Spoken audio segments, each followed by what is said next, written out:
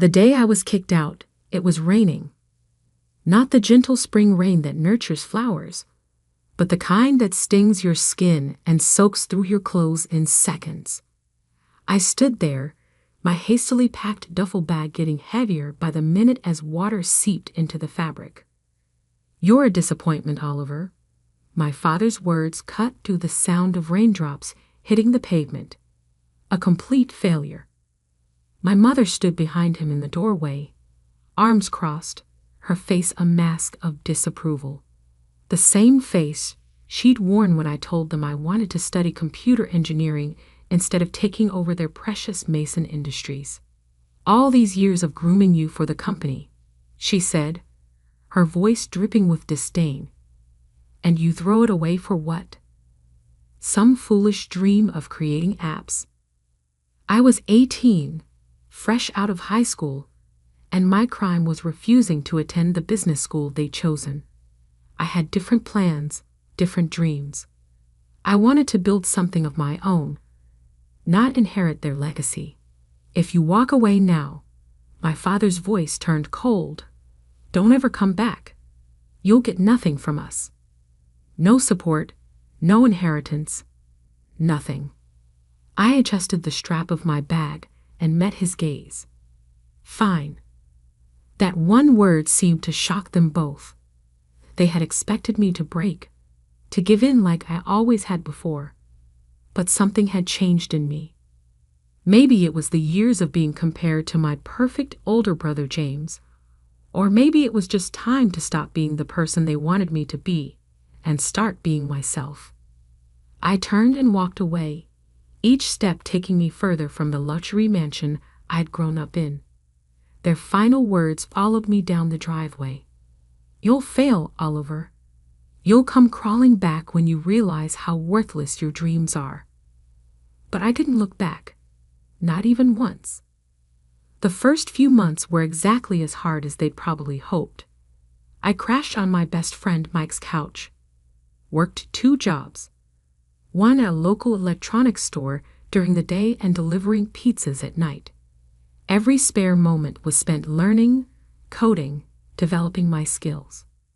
Mike's tiny apartment became my sanctuary. While my family attended galas and business functions, I sat cross-legged on a worn-out couch, surrounded by programming books and energy drink cans, my laptop balanced precariously on my knees. "You're insane, man," Mike would say, watching me code until sunrise. But the good kind of insane. He didn't understand the technical aspects of what I was building, but he understood drive. He understood the need to prove yourself. 6 months in, I had my first breakthrough. A small app I developed caught the attention of a local tech startup. They didn't offer me millions, but they offered something more valuable, a chance. A junior developer position with flexible hours so I could continue working on my own projects.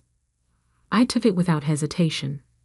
My family's company, Mason Industries, was all about traditional manufacturing, tools, machinery, the kind of business that had made my grandfather rich in the 1960s.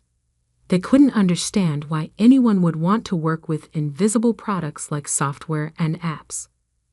But I saw the future. While they were stuck in their old ways, I was learning about artificial intelligence, blockchain, and the endless possibilities of the digital age. 1 year turned into 2, then 3. I moved from the junior developer position to lead developer at another company. My first major app, a revolutionary project management tool, started gaining traction. I wasn't rich yet, but I was making enough to rent my own small apartment and fully focus on my work. During those years, I heard snippets about my family through mutual acquaintances. James had taken my place as the heir apparent to Mason Industries. My parents hosted charity galas and business dinners, maintaining their image as pillars of the business community. They had effectively erased me from their narrative. That was fine by me. I was building my own story. The turning point came 4 years after that rainy night. My project management app had evolved into something bigger, an entire suite of business tools powered by artificial intelligence. I called it Novatech Solutions. When the venture capital offers started coming in, I was ready. I had learned enough about business to know my worth. The first round of funding valued Novatech at $20 million. 6 months later, that value had tripled. I moved into a penthouse apartment in the city's tech district, but kept living relatively simply. Every dollar I earned went back into developing better products, hiring the best talent, expanding our reach. Mike, who had supported me through those early days, became my head of operations. "Look at us now," he'd say, standing in our sleek office overlooking the city. From delivering pizzas to delivering cutting-edge tech solutions. Mike, who had supported me through those early days, became my head of operations. "Look at us now," he'd say, standing in our sleek office overlooking the city. From delivering pizzas to delivering cutting-edge tech solutions. I smiled at his comments, but never let success go to my head. I remembered too well what it felt like to stand in the rain with nothing but a duffel bag and determination. Then came the day that changed everything. I was in my office, reviewing potential acquisition targets, companies whose technology could enhance Novatech's capabilities. A familiar name caught my eye: Mason Industries. My family's company had been struggling. While I had been embracing the future, they had stubbornly clung to the past. Their stock price had been declining steadily for the past year. They needed a digital transformation to survive, but my father was too proud to admit it. I dug deeper into their financials. The situation was worse than I thought. They needed capital, and they needed it fast. About $5 million would keep them afloat long enough to modernize their operations. As I sat there, staring at the numbers on my screen, my phone rang. The number was one I hadn't seen in 7 years, but I would never forget it. My father's number. I let it ring 3 times, each ring echoing the words he had spoken that rainy night. "You're a disappointment, Oliver. A complete failure. Don't ever come back." On the 4th ring, I picked up. "Hello, Father," I said, keeping my voice neutral. "I've been expecting your call." The silence on the other end lasted so long I thought he might have hung up. Then I heard him clear his throat. "Oliver," he said, his voice lacking its usual authority.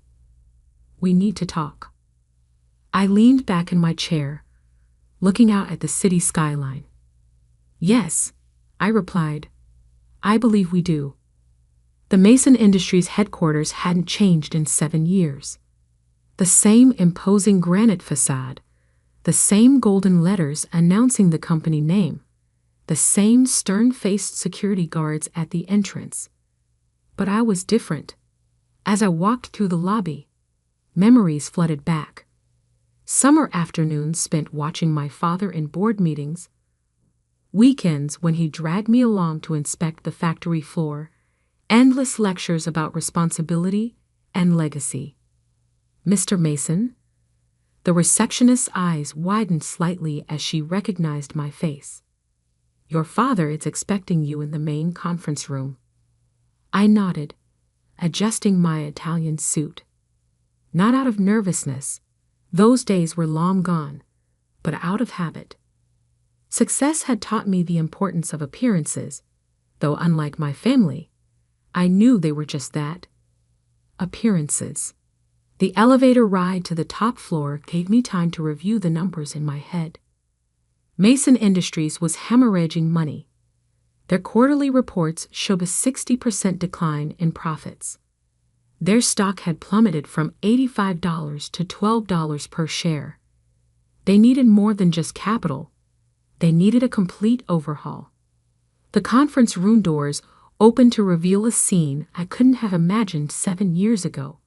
My father, the mighty Richard Mason, looked older, tired. His perfectly tailored suit couldn't hide the weight he'd lost.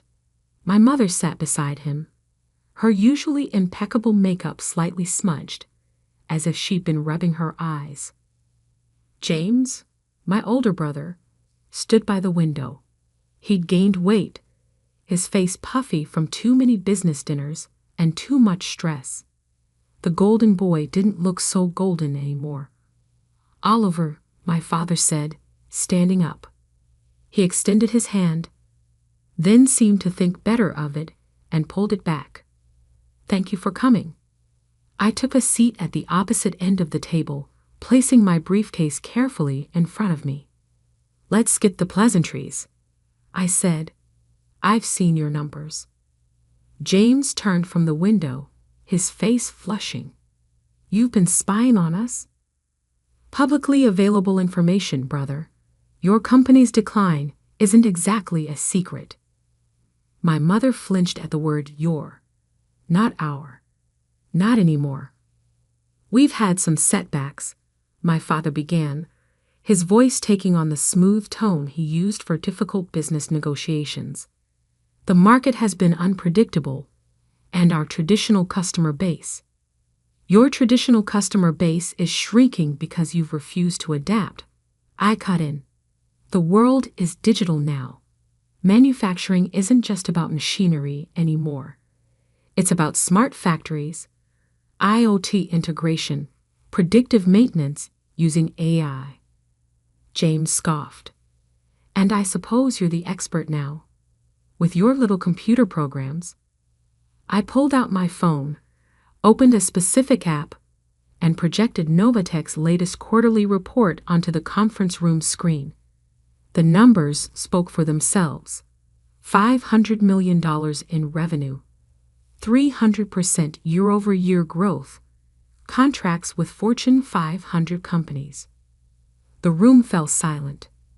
You're the founder of Novatech, my mother whispered. CEO and majority shareholder, I confirmed. Those little computer programs have built a company worth more than Mason Industries was even in its prime. My father's face had gone pale. He remembered, I was sure, every dismissive word he'd ever said about technology, every time he'd called my dreams worthless. We need $5 million, he said finally, his voice hoarse. A bridge loan to implement necessary modernization changes. We can offer favorable terms. I'm not interested in a loan, I interrupted, opening my briefcase. I'm interested in acquisition. The word hung in the air like a thundercloud. James pushed away from the window, his face contorted with anger. Acquisition? You want to buy us out? Your own family? Family? I let out a quiet laugh. Wasn't it you, James, who told everyone at your engagement party that you were an only child? That you'd never had a brother? He took a step back, caught off guard that I knew about that. Oliver, my mother began, her voice taking on the pleading tone she used to use when trying to make me study business textbooks instead of programming. Surely we can work something out. We're still your parents. No, I said firmly. You lost the right to call yourselves that 7 years ago. This is purely business. I pulled out a thick contract from my briefcase and placed it on the table. Novatech will acquire Mason Industries for $25 million. That's more than generous given your current market value. We'll retain most of the workforce, modernize the facilities, and integrate your manufacturing expertise with our digital solutions. And what about us? James demanded. What happens to the family? I met his gaze steadily. You'll be offered a position in the newly formed division, a junior position where you'll have to earn any promotions based on merit, not bloodline. Father can serve as an advisor during the transition, after which he'll retire with a comfortable pension. Mother's social connections might be useful for client relations, But that's up to her. My father's hands were trembling slightly as he reached for the contract. And if we refuse, then I leave, and you can try explaining to your shareholders why you turned down a lifeline. Your stock will probably drop another 50% by next week. You might last another month. Maybe 2. Then bankruptcy. The room fell silent except for the sound of paper rustling as my father slowly turned the pages of the contract. You planned this, James accused, his voice bitter. All these years, you were just waiting for us to fail. I stood up, straightening my jacket. No, James. I was too busy succeeding to waste time waiting for your failure. You did that all on your own. How long? My mother asked suddenly. How long do we have to decide? I picked up my briefcase. The offer expires at midnight. Not a minute later. Midnight? My father's voice rose. That's impossible. We need time to review with our lawyers, to consider other options. You don't have other options, I said calmly, and you don't have time. 7 years ago, you gave me 5 minutes to decide my entire future. I'm giving you 12 hours. I'd say that's more than fair. I walked to the door, then paused. Oh, and one more thing. I turned back to face them. When you sign, and you will sign, I want you to use the same pen you used to sign my college rejection letter, the one with the Mason Industries logo. I believe it's still in your desk drawer, Father. The look of shock on his face told me I was right. He remembered that pen, remembered using it to dash my dreams all those years ago. How did you? I'll be back at 11:45 p.m. I cut him off. Try not to be late. Time is money, after all. Isn't that what you always taught me? With that, I walked out, leaving them with their shattered pride and a contract that would change everything. As the elevator doors closed behind me, I caught a glimpse of my reflection in the polished metal and saw something I'd never seen in this building before: a winner. The next 12 hours would be interesting. Very interesting indeed. 11:43 p.m. The city lights sparkled below the Mason Industries conference room like scattered diamonds on black velvet. I stood at the same window where James had stood that morning, watching my reflection superimposed over the nighttime skyline. The door opened behind me, right on time. My father entered first, followed by my mother and James. They looked exhausted, as if they'd aged years in just 12 hours.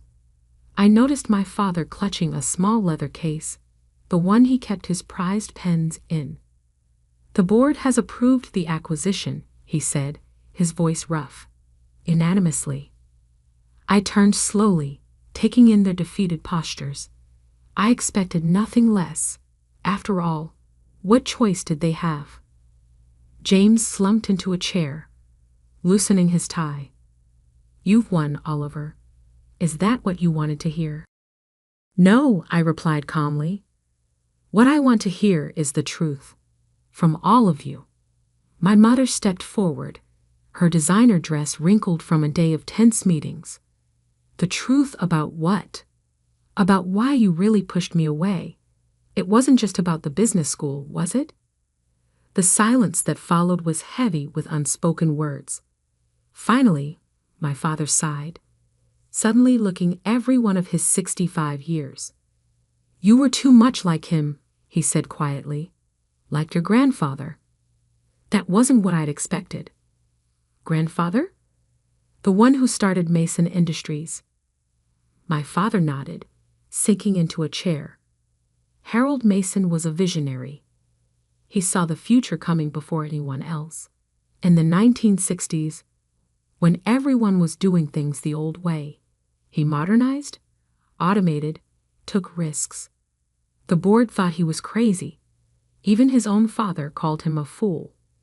He pulled out the pen case, opening it with trembling fingers.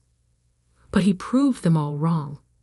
built this company from nothing into an empire. And you," he looked up at me, "you have that same look in your eyes, that same drive." It terrified me. "Because you're not like him," I finished, understanding dawning. "You're a maintainer, not a builder. You wanted the company to stay exactly as it was when you inherited it." "I wanted stability," he whispered. "Safety. When you started talking about technology, about changing everything, I saw my father in you.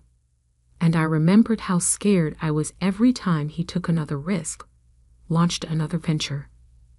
My mother touched his shoulder gently. "We thought we were protecting you, Oliver. And James was more like your father. Cautious, reliable, boring." James interjected with a bitter laugh. "That's what you mean, isn't it? I was the safe choice, the one who wouldn't rock the boat." I walked to the conference table, spreading my hands on its polished surface. And now look where we are. The safe choice led straight to bankruptcy. The crazy dreamer built a tech empire. "We were wrong," my father said, and the words seemed to physically pain him. "About everything, about you." He opened the pen case and removed the Mason Industries pen, the same one he'd used to reject my college plans 7 years ago. The gold logo caught the light as he placed it on the contract. "Before I sign this," he said, "I need to know what really happened after that night. How did you do it?" I sat down across from him, feeling an unexpected urge to finally tell my story. The first few months were hell. Worked 2 jobs, lived on Mike's couch, coded until my eyes burned. But I had something you never gave me at home: freedom to fail. "Freedom to fail," my mother echoed. "Yes, because when you're already at rock bottom, when your own family has written you off as worthless, there's no pressure. Every small success is a victory. Every failure is just another lesson." I pulled out my phone, showing them the first version of what would become Novatech's flagship product. This was my first app. Buggy, ugly, barely functional. But it worked, and each version got better. James leaned forward, actually interested for the first time. "And the venture capital. How did you convince them to invest?" "I didn't," I smiled. "They convinced me. By then, I had paying customers, proven technology. I didn't need their money. They needed my innovation, just like Mason Industries needs it now." My father picked up the pen, its weight seemingly greater than he remembered. "And after we sign, what happens to us really?" "Exactly what I said this morning. James gets a fresh start, learning the business from the ground up. Mother can maintain the social connections that bring in clients. And you, father, yes, you get to watch your company become what it should have been all along, what grandfather would have wanted it to be." He pressed the pen to paper, then hesitated. "Why didn't you just let us fail? You had every right to." "Because that's not what successful people do," I replied. "They don't destroy. They transform. They don't settle scores. They create opportunities. Everything you taught me about business was wrong, but everything grandfather built still has value. It just needs to evolve." 11:59 p.m. The scratch of the pen on paper was the only sound in the room as my father signed away his company. My mother wiped away tears as she added her signature. James, surprisingly, signed without hesitation. As I reached for the contract, my father grabbed my wrist, not roughly, but with an urgency I hadn't seen from him before. "Oliver," he said, his voice cracking. I'm sorry. For everything." I looked into his eyes, the same eyes that had once looked at me with such disappointment, and saw something new there. Respect. maybe even a glimmer of pride. "I know," I said softly, taking the contract.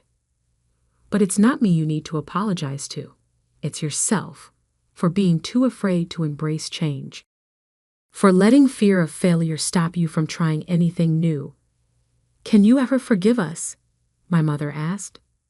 I stood, tucking the contract into my briefcase. "I forgave you years ago. That's why I'm here now, saving what's left of Mason Industries instead of watching it crumble." "And us?" James asked. Can we be a family again?" "That depends," I replied. "Are you ready to be part of a family where success isn't measured by how well you maintain the status quo, but by how bravely you face the future?" One by one they nodded. "Then yes, we can try.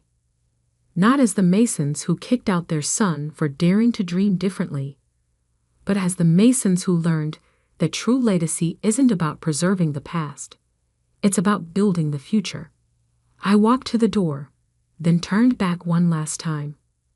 "Board meeting tomorrow at 9 a.m. Don't be late. We have a company to rebuild." As I rode the elevator down to the lobby, I thought about that rainy night 7 years ago. The scared 18-year-old with a duffel bag and a dream. If someone had told him that one day he'd own the building he was being kicked out of, he probably wouldn't have believed it. But that's the thing about dreams. They don't need anyone's permission to come true. They just need someone brave enough to chase them. Mike was waiting in my car outside. "How'd it go, boss?" I showed him the signed contract. Mason Industries is now part of Nova Tech Solutions. He grinned. "And the family drama?" "That's a work in progress," I replied, looking up at the building that would now be part of my company. But for the first time in 7 years, it feels like there might actually be progress. "Just remember," Mike said as we pulled away from the curb, "no matter what happens with them, you've already proven yourself. To yourself, and that's what matters." I nodded, watching Mason Industries shrink in the rearview mirror. He was right. Success wasn't about proving my parents wrong. It was about proving myself right. Everything else was just details. Tomorrow would bring new challenges. Integrating the companies, modernizing the facilities, rebuilding family relationships, but I was ready for all of it. After all, I was Oliver Mason, the failure who succeeded, the reject who returned victorious, the son who surpassed his father's dreams by daring to dream his own. And this was just the beginning. My name is Sarah Mitchell, and I was supposed to be the heir to the Mitchell Publishing Empire, a business my grandfather built from nothing into a $500 million company. But I chose a different path, one that would eventually change everything. I still remember that fateful dinner 10 years ago. The crystal chandelier cast elegant shadows across our dining room table as my father, James Mitchell, CEO of Mitchell Publishing, stared at me in disbelief. My mother, Elizabeth, gripped her wine glass so tightly I thought it might shatter. A teacher. My father's voice was dangerously quiet. "You want to throw away your business degree, your inheritance, everything we've built, to become a teacher." I sat straighter in my chair, fighting to keep my voice steady. "Yes, I've already accepted a position at Riverside Elementary School." The silence that followed was deafening. Then my father laughed, a cold, harsh sound that made me flinch. "This is ridiculous. You're just going through a phase. You'll come to your senses." "It's not a phase, Dad. This is what I want to do with my life. I want to make a difference in children's lives, not just chase profit margins." My mother set down her wine glass with a sharp clink. "Sarah, darling, be reasonable. You're our only child. The company needs you. Your father needs you. The company needs someone who's passionate about publishing, I countered. That's not me. It never has been.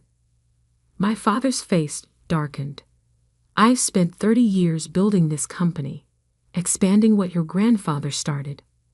I didn't do all this just to watch you throw it away for some childish fantasy of teaching finger painting. Dad, He slammed his fist on the table, making the silverware jump. No, I won't allow it. You will take your place at Mitchell Publishing. Or what? I challenged, though my heart was pounding. Or you're no longer part of this family. My mother gasped. James, I mean it, he continued, his voice like steel. If you walk away from this company, you walk away from everything. Your trust fund, your inheritance, this house, all of it. You'll be dead to us. I looked at my mother, hoping for support, but she just stared at her plate, shoulders trembling slightly. The weight of the moment pressed down on me like a physical force. Everything I'd ever known, my entire life of privilege and security, balanced against my dreams. I stood up slowly, my chair scraping against the hardwood floor. Then I guess I'm dead to you. Sarah, please, my mother whispered, but I was already walking away. That night, I packed what I could into my car, some clothes, my laptop, and a few precious photos. The trust fund would be gone by morning, I knew. My father never made idle threats. I had $5,000 in my personal account, barely enough for first and last month's rent on a tiny apartment. As I drove away from the mansion I'd called home for 24 years, tears blurred my vision. But beneath the grief and fear, there was something else, determination. I would prove them wrong. I would show them that success wasn't just measured in dollar signs and profit margins. My first apartment was a studio in a rundown building on the east side of town. The roof leaked when it rained, the neighbors fought constantly, and the heating barely worked in winter. But it was mine, earned with my own money from my teaching salary. Those first few months were harder than anything I'd ever experienced. I went from designer clothes to thrift store finds, from 5-star restaurants to ramen noodles. Every penny was counted, every purchase carefully considered. But standing in front of my first class of third graders, seeing their eager faces and bright eyes, I knew I'd made the right choice. I threw myself into teaching with everything I had. While my father worked late into the night making million-dollar deals, I stayed up planning lessons that would engage my students. While my mother attended charity galas, I used my own money to buy supplies for kids who couldn't afford them. Years passed. I heard snippets about my family through mutual acquaintances. Mitchell Publishing continued to grow. My father's picture appeared in business magazines. My mother's social calendar remained full. They had effectively erased me from their lives, just as promised. But I was building something too, something they couldn't understand. I developed innovative teaching methods that helped struggling readers catch up to their grade level. I started an after-school program for kids whose parents worked late. I pursued my master's degree in education at night, determined to become the best teacher I could be. Then I met Dr. Marcus Chen, a brilliant education researcher who visited our school to study successful teaching practices. He observed my classroom for a week, taking copious notes and recording my lessons. "Your methods are remarkable," he told me one afternoon as my students filed out. "The way you combine storytelling with phonics instruction, I've never seen anything quite like it." I shrugged, embarrassed by the praise. "I just do whatever works for my kids." "Have you ever thought about developing this into a formal curriculum? Something that could help teachers everywhere?" I hadn't, but the idea took root. Over the next year, working with Dr. Chen, I documented everything I'd learned about teaching reading. We conducted research studies, gathered data, refined the methods. The results were extraordinary. Students using my curriculum advanced an average of 2 grade levels in reading within 1 year. Education companies started calling. Publishers wanted to distribute the curriculum nationwide. Speaking invitations arrived from teaching conferences. Suddenly, the girl who'd walked away from a publishing empire was building something of her own. I called it Read Right, a comprehensive literacy program that combined traditional phonics with storytelling and emotional engagement. Within 2 years, it was being used in schools across the country. The royalties started small, but grew steadily. I used the money to create a foundation that provided free books and teaching materials to underfunded schools. I never sought publicity, preferring to focus on my classroom and my students. But one day, a journalist from the local paper wrote a feature about Read Right and its creator, the former Harris who'd chosen teaching over wealth. The story went viral. That's when everything changed, because that's when Mitchell Publishing started losing everything. I didn't know it then, but my father's company was already in trouble. The publishing industry had been changing rapidly, and Mitchell Publishing had failed to adapt. E-books, digital platforms, and new media were reshaping the landscape, but my father stubbornly clung to traditional methods. The first signs were small: budget cuts, layoffs, canceled contracts. Then bigger problems emerged: failed investments, mounting debt, plummeting stock prices. The empire my grandfather had built and my father had expanded was crumbling. One rainy Tuesday afternoon, as I was packing up my classroom for the day, my phone buzzed with a text from an unknown number. It was my mother. "Sarah, please. We need to talk. Your father?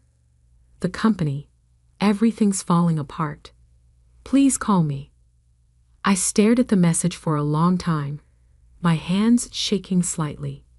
10 years of silence. And now this.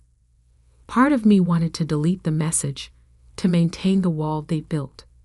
But another part remembered the little girl who'd once adored her father, who'd sat on his lap in his big office and played with his fancy fountain pens.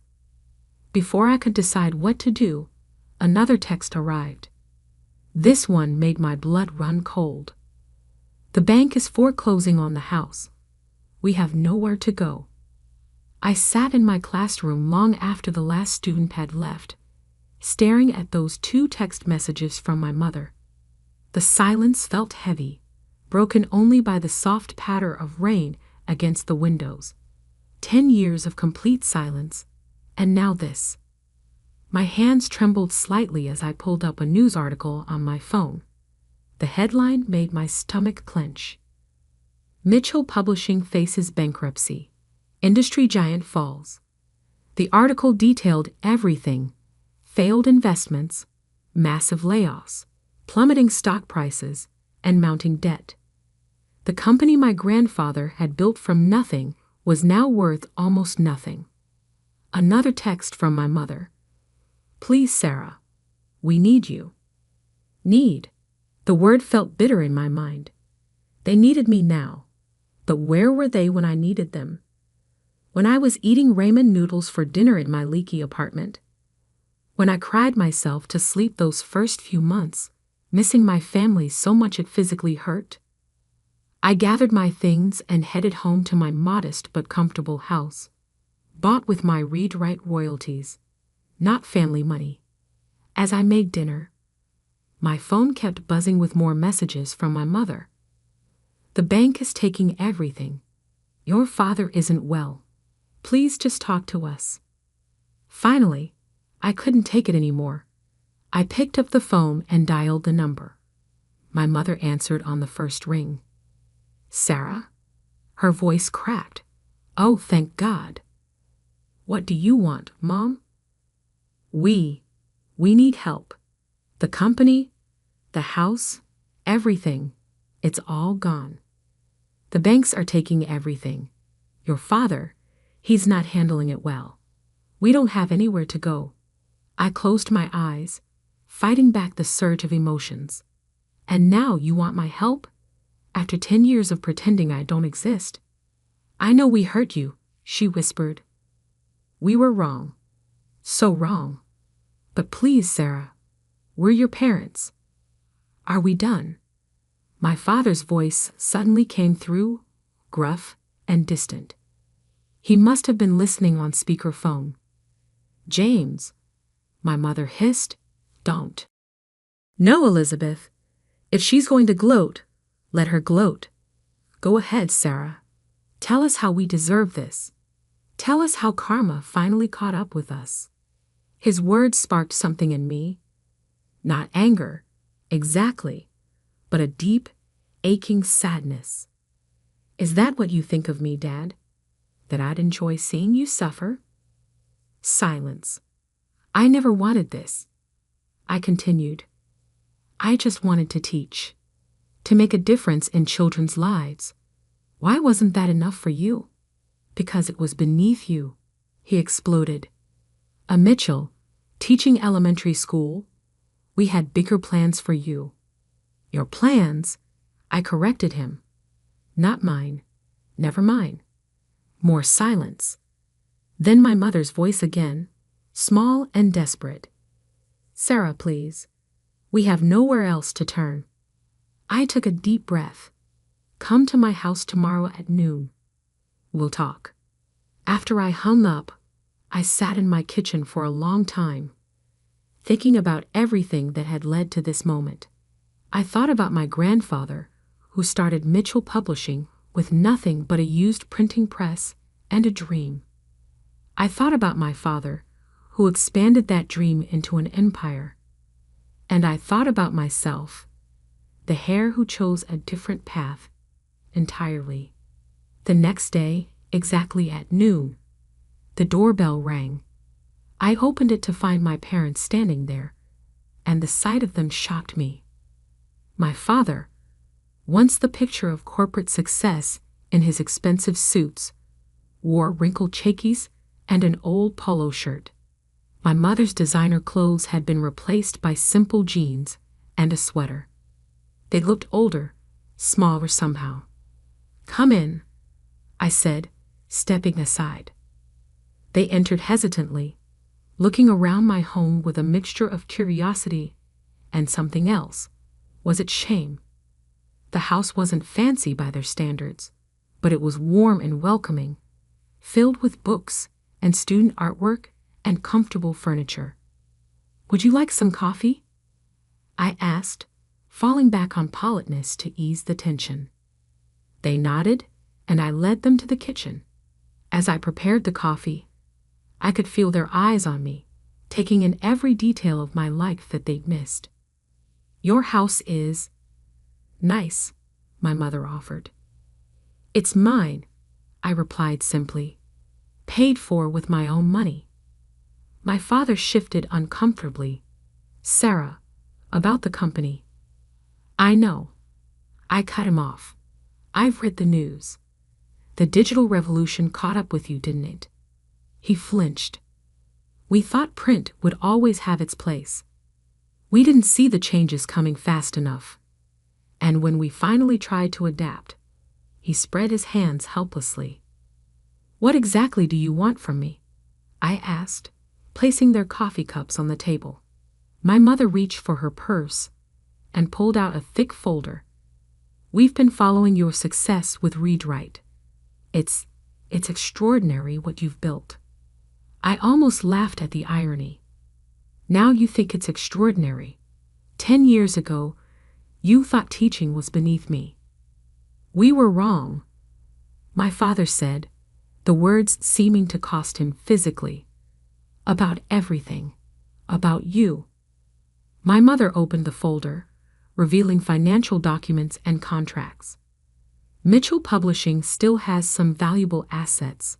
The infrastructure, the distribution networks, the relationships with authors and retailers.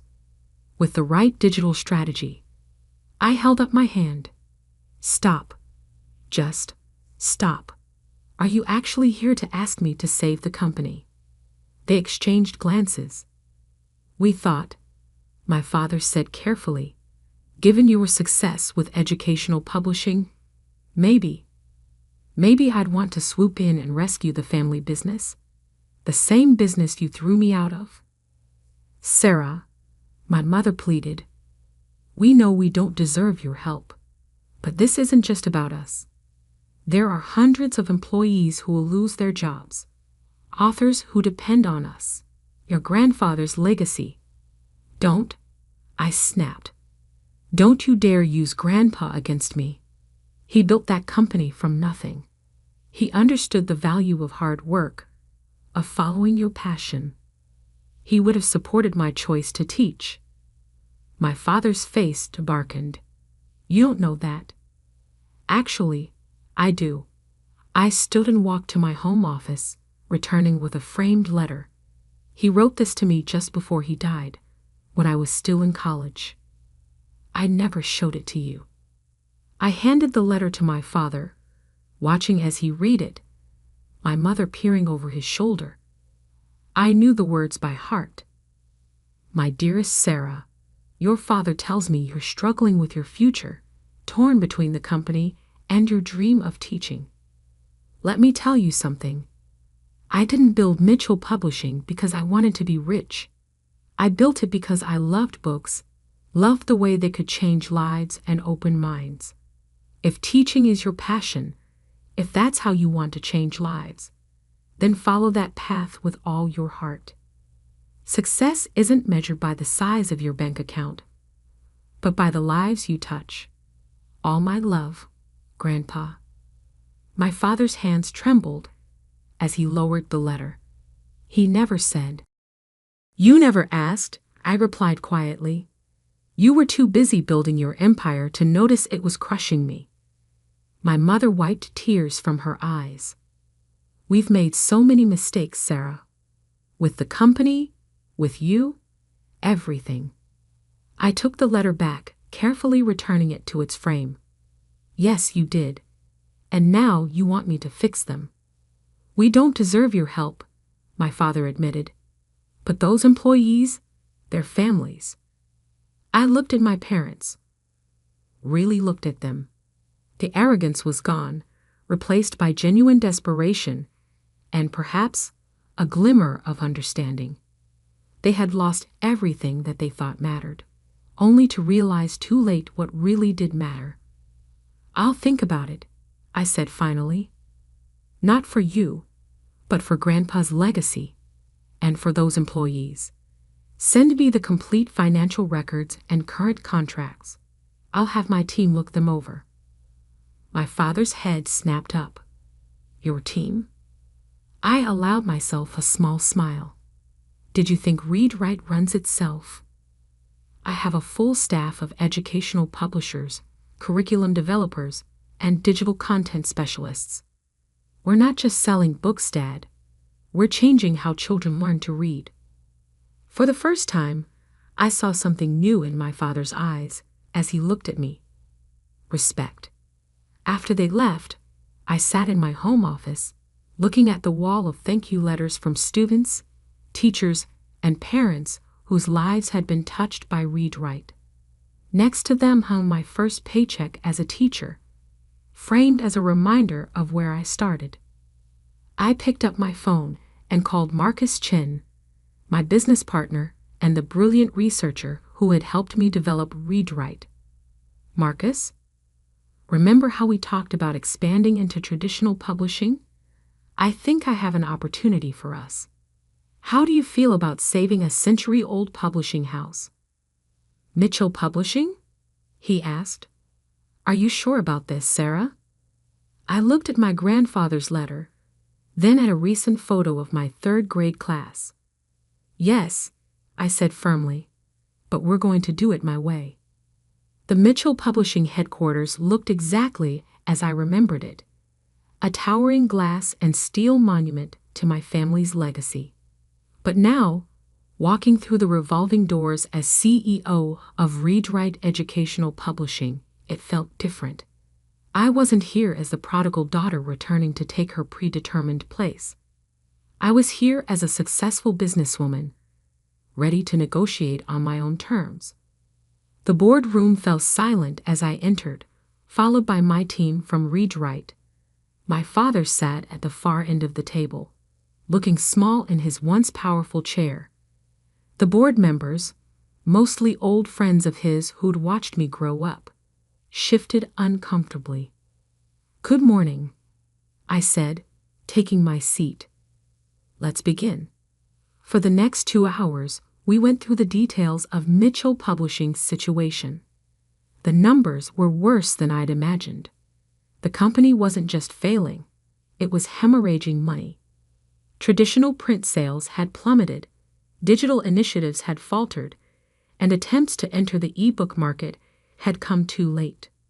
"As you can see," my father concluded, his voice heavy, "we need immediate intervention to save the company." I opened my laptop and pulled up a presentation. "I've reviewed everything, and I have a proposal. Read-Write is prepared to acquire Mitchell Publishing." Murmurs rippled through the room. My father's face paled. "However," I continued, "this won't be a simple bailout. We're going to completely restructure the company." I laid out my vision. Mitchell Publishing would be divided into 2 divisions. The first would focus on educational publishing, merging with Read-Write's existing operations. The second would handle general publishing, but with a completely new digital-first approach. "This means significant changes," I explained. "We'll need to cut executive salaries, eliminate redundant positions, and invest heavily in technology. Some of you won't like these changes. Some of you won't survive them. You can't just come in here and—" One board member began, but I cut him off. "Actually, I can. You have 2 choices. Accept our offer or file for bankruptcy. Those are your only options." My father spoke up, his voice quiet. "And what about current management?" I met his eyes. "All executive positions will be re-evaluated, including yours, Dad." The room erupted in protests, but I held up my hand. "This isn't personal. This is business. Isn't that what you always taught me, Dad?" He flinched at having his own words used against him, but said nothing. "I'll give you 1 hour to discuss the proposal," I said, standing. "But remember, the alternative is losing everything." In the hallway, Marcus squeezed my shoulder. "You okay?" I nodded. "They'll take the deal. They have no choice." And they did. By the end of the day, the preliminary paperwork was signed. Read-Write would acquire Mitchell Publishing, saving the company but transforming it completely. As I packed up my things, my father appeared in the doorway. "You've grown. Formidable," he said quietly. "I learned from you, Dad, just not in the way you intended." He stepped into the office, looking around at the space that had once been his. "I spent so many years in here, thinking I was building something great. I never realized I was destroying something even more important." "Our relationship," I said. He nodded. "I was so focused on the company, on maintaining the Mitchell legacy, that I couldn't see you were creating your own legacy, one that might be even more meaningful than mine. I thought about my students, about the millions of children learning to read through Read-Write's programs." "Different?" I corrected him.